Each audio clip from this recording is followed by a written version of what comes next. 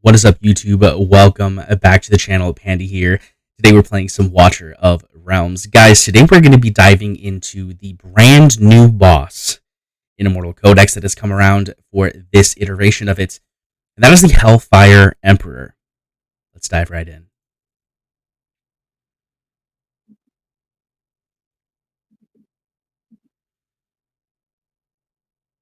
And welcome back, guys. So we have officially the Immortal Codex is alive in the game, and we don't quite have the Hellfire Emperor available, but I wanted to make this video to give you a little bit of insight about what champions might be good in this boss.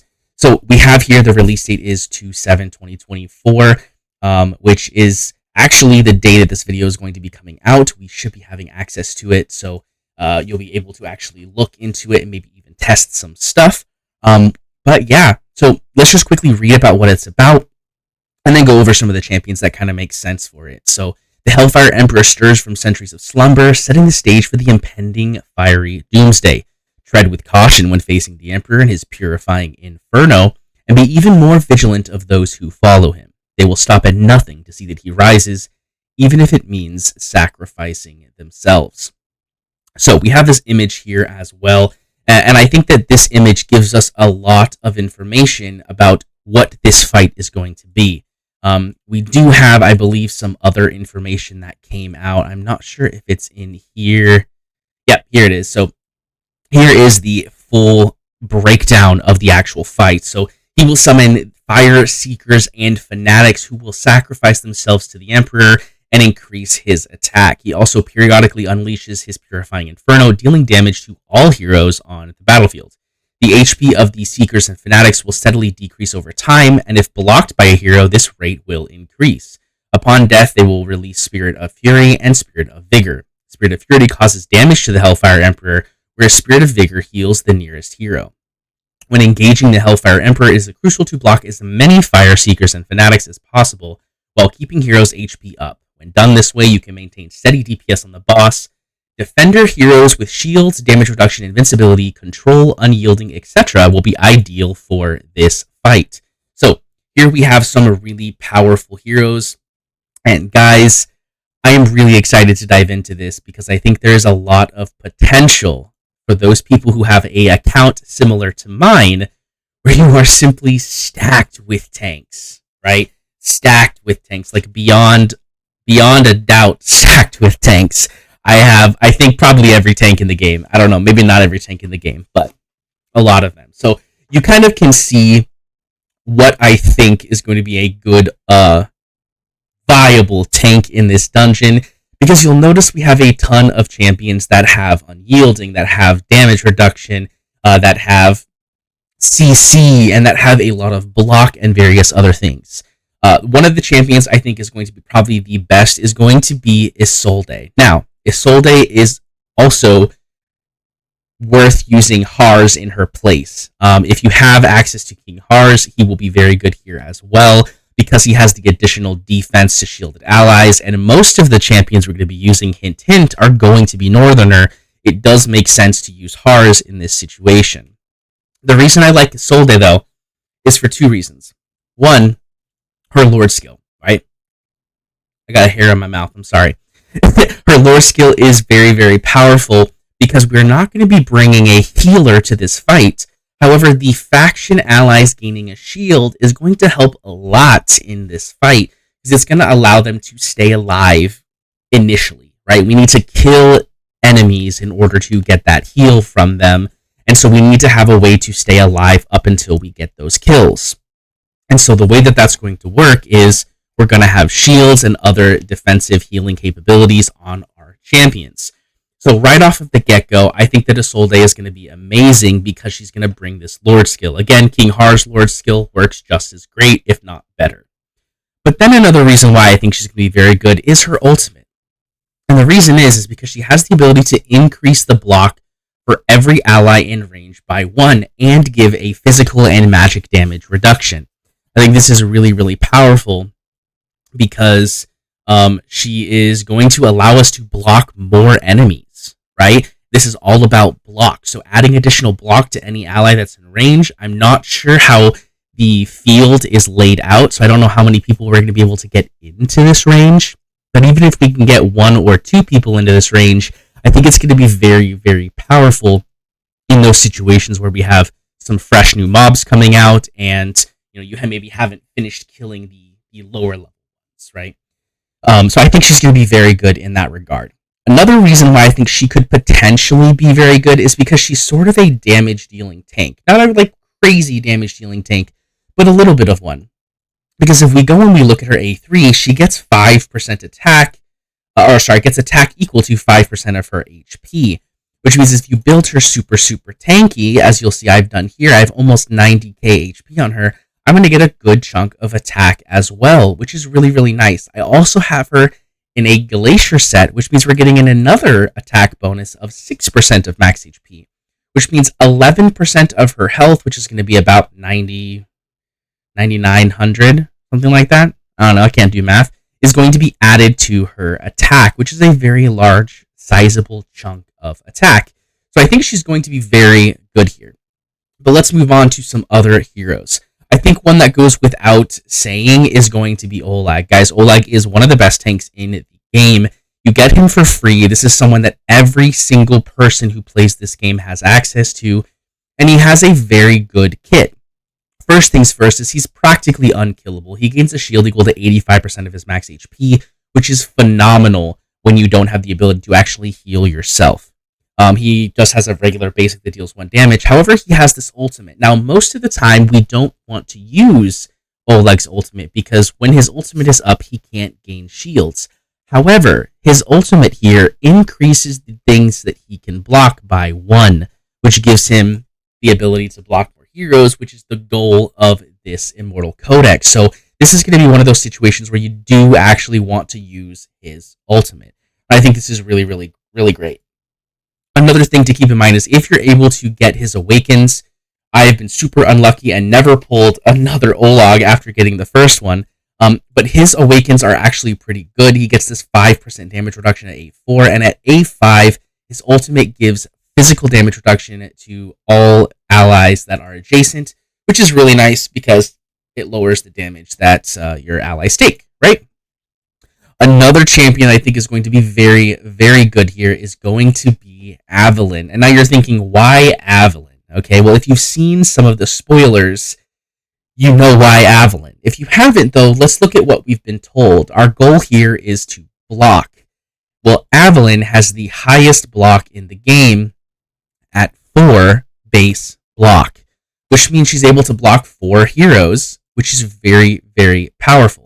But not only that, she also has the ability to deal AoE damage to all blocked targets and stun them.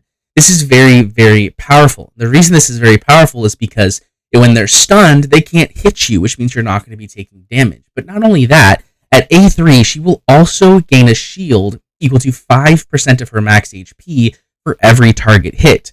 Assuming that you're hitting potentially 5 blocked enemies, you're going to be gaining a 25% max HP shield, which is very powerful in keeping yourself alive. She's also just a reliably tanky champion. Like my gear here is not even maxed out, right? Like we can actually go and let's go max this out because this is actually a relatively good piece. This is also a relatively good piece. Because I actually have the event going on right now, so let's just go ahead and get this done. And then let's go look at her stats now. Look at that. She's over 100k HP now, right? With 4,300 defense, and she gains an additional 25% defense. So she is one tanky gal, right? Her Awakens are also very powerful as well. She gains 5 HP for every 5 basic attacks, which is why attack speed's actually not bad on her. We have the A3, which we talked about, giving that shield, and then her A5 is she just has an additional 15% defense when she's shielded. She's going to be very tanky, and she's going to be able to block a lot of targets. I think something that's going to be really good for her is probably going to be wanting to put one of these bad boys on her, a Bastion Ring, which is going to give her an additional block. But not only that, she's going to be using this extra part where she increases physical and magical damage reduction very, very high. Because she's going to be able to block 4 total people, which means she's going to have this up pretty consistently. So I think that she is going to be a phenomenal hero in this Immortal Codex.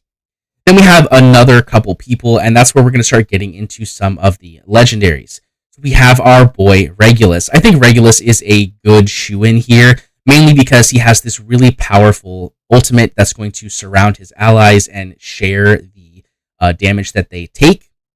He also has the ability to increase his max HP, which gives him that sort of extra bubble.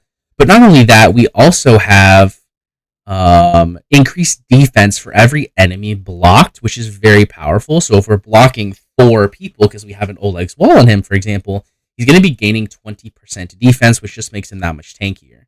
Then we come here and we also have stun on all blocked targets. This is very powerful again, because remember, our goal is to survive as long as possible. Any type of CC that we can do is going to be very, very helpful in making those enemies die in order to get heals on all of our tanks, as well as damage on the boss.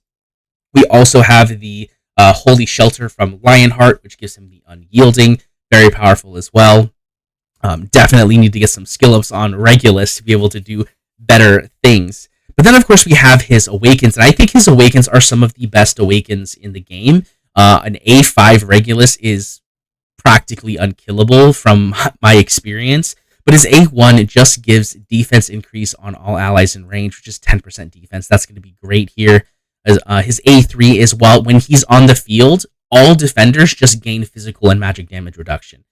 Even if the rest of his kit was terrible, I would probably use Regulus here just for this Awakened passive, because again, the goal is to survive as long as possible and block. We're going to be blocking tons of people just because of the fact that he's a defender, but then also give all of your other defenders damage reduction for both physical and magical damage is just phenomenal. 10% physical, 10% magic. Great, great passive. If you can get him to A3, highly recommend it. Then we have his A4, which just gives him 8% all damage reductions. Very powerful as well. And his A5, when he does trigger that Unyielding, he ends up actually boosting himself all the way up to full HP, which is very powerful because this only gives him the immunity. He doesn't get any HP back, so you have to heal him back up.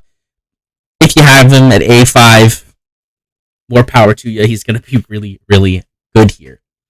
We have a couple others that I want to talk about. So far, right, we've got 1 in Isolde, 2 in Aveline, 3 in Oleg, 4 in Regulus, which means we have 2 other slots. And I think there are a couple options here that are going to actually fit really nicely. One of those options is going to be Baron. Baron is going to be very good. He has this really powerful shield, and he also has Unyielding built in as well, which I think will be very, very powerful. His Unyielding will also heal him if you have him to A5, which is nice. However, I think there's a couple other potentially better options. One of them, I think, is going to be this guy right here, Brokir. If you don't already know, Brokir is probably one of the best tanks in the game, and I think he's going to do really well in this area as well, because he inflicts freeze, and then they reduce damage to 30%, which is very powerful when you're trying to survive. Not only that, we have receiving damage has a 10% chance to inflict freeze on 2 enemies in range. If the hero has freeze, the chance will be increased by 20%. Again, CC, guys. CC, very, very powerful. We have the next passive, which is when receiving fatal damage for the first time, the hero gains freeze and becomes immune to all damage for 8 seconds. Again, we have another Unyielding, basically. It's a little bit different how Brokir does it, but it's essentially the same thing, which is very, very good. Then we have his ultimate, which gives him freeze and a shield equal to 80% of his max HP during the effect of freeze. The freeze effect will disappear with the shield. This is really good because you're able to proc this in order to gain that extra 20% chance to freeze, giving you a 30% chance to freeze, 35 if you are skilled up. So I think he's going to do really well in this game mode as well because we have a lot of CC and he's also very tanky, right? If we look at him, he is 112k HP with 7.5k defense. Very, very powerful tank. And then I have 2 other sort of like honorable mentions that I want to mention here. One of them is Azor, one of the guys that we hate to pull, but I think he's going to actually be potentially very good in this dungeon. And the reason is because He scales off defense, which means you can have him actually deal a significant amount of damage while having him be tanky. But not only that, he also has a 25% chance of inflicting the enemy with stun if you have the when you're in the heated state. I'm sorry. I had to think about that. So let's see. Where is his heated state? Yeah, here we go. So each strike causes damage to 5 enemies in front of the caster when the skill is activated. When the skill ends, removes the hammer's heated state. So he's able to get into his ultimate, which is able to put him in a heated state, and he has a ton of ability to stun, which is really, really powerful. We also have this, which is each attack increases defense by 1% up to 10 stacks, gains an extra 10% defense, and deals 10% more damage when in the heated state. Really, really awesome. And then when Tempering Strikes is active, every strike will apply a buff to one random ally. This is really, really cool because he's going to increase our damage. He's going to give shields. Very, very good stuff. We love this. I think he's a great support champion in this place, but he also is going to be able to do wonderful things with his ultimate and that stun, which is very powerful. Another thing is if you happen to have his exclusive artifact like I do, he's going to be even better in this area, which is why I'm personally going to be using Azor in my runs. During the ultimate, he increases his block by 1. This makes him equal to basically Olag, but also when he's in his heated state, the chance to inflict a stun increases by 10%. So we're going up to 35%, which is very, very, very powerful. Not only that, he also has self-sustain now built into his kit because every attack he deals will restore his HP by 3% of his max HP. I personally think that Azor is going to be very, very good in this area. I also feel like a lot of people probably don't have a ton of Oleg's walls. So, for example, I have 1 on my Avalon. That's a must, right? I'm going to have... where is it? I have 1 on my Brokir, right? I'm going to have 1 on my Regulus, right? 1 on my Regulus. So I've got 1, 2, 3 Bastion Rings. That's all that I have. I don't have any more Bastion Rings. 3 is it. Well, my Oleg here is going to have Norse Will. He's going to do really well. He's going to be able to keep himself alive very easily. Which means I can use Soul Crucible and basically have an additional Oleg's Wall. It's a little bit different because you have to have the ultimate, but ultimately it still works out very nicely. And then, of course, the last one I want to mention is our boy Oram. I don't really think Oram is going to do great things here, but here's hoping that he is able to do something. I'm not sure how the damage is going to work. If you're able to bring DPS tanks and kill these things faster, I do think there's a potential that Oram actually does really well because he does do a pretty significant amount of damage. He also applies burning, which is very nice as well. And then, where is it? Here we go. So he also has a chance to retaliate if they are burning, which is really nice as well, dealing just little bits of extra damage. And he also gives the crit rate and crit damage increase whenever he is deployed, so a nice little burst of damage at the start. We'll have to see. I don't think he's going to really do wonders. I do think that my team is probably going to be Isolde, Avalon, Brokir, Regulus, Oleg, and Azor. I think that's probably the best lineup that I can put together. We may put Baron in place of Azor or in place of Regulus or something like that in some situations, but we'll just have to see. Don't forget to hit that thumbs up button if you like this video, and don't forget to hit that subscribe button, and leave a comment down below with who are you going to be using in your Immortal Codex for the Hellfire Emperor. That's it for me today, guys. I'll see you in the next one.